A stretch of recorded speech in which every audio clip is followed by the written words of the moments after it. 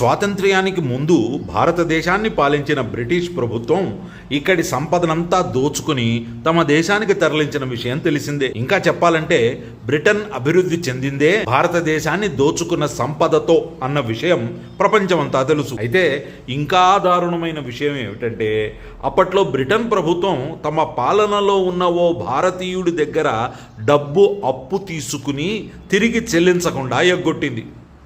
1917లో జరిగిన ఈ ఘటన తాజాగా వెలుగులోకి వచ్చింది.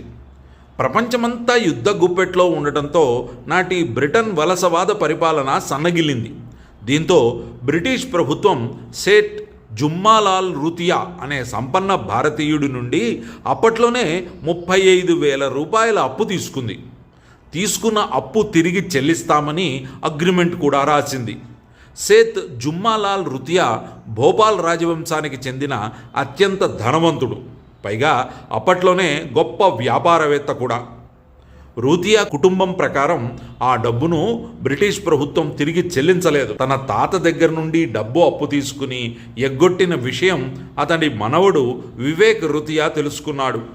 దీంతో తన తాత నుండి తీసుకున్న అప్పు చెల్లించాల్సిందిగా వివేక్ రూతియా బ్రిటిష్ ప్రభుత్వానికి లీగల్ నోటీసు పంపడానికి సిద్ధమయ్యాడు. ఇటీవల తన తండ్రి మరణం తర్వాత తమ కుటుంబానికి చెందిన పాత సర్టిఫికేట్లు, దస్తావేజులు, రికార్డులు, వీలునామాలు పరిశీలిస్తున్న సమయంలో ఈ అప్పు విషయం బయటపడింది. అలా బయటపడిన ఓ దస్తావేజు ప్రకారం యుద్ధ సమయంలో బ్రిటిష్ పాలనలో భోపాల్ రాజరిక రాష్ట్రంలో పరిపాలన నిర్వహణను క్రమబద్ధీకరించడానికి తమ తాత నుండి ఈ అప్పు తీసుకున్నట్టు రాసి ఉంది.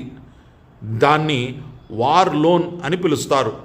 అప్పు ఇచ్చిన సేత్ జుమ్మాలాల్ రూతియా 20 సంవత్సరాలకు అంటే 1937లో మరణించారు. ఆ తర్వాత ఆ డబ్బు ఎప్పుడూ తిరిగి రాలేదు. కాలక్రమేణా అందరూ మర్చిపోయారు. 1917లో 35,000 రూపాయలు చిన్న మొత్తం కావచ్చు, కానీ ఈరోజు దాని విలువ కోట్లలో ఉంటుంది.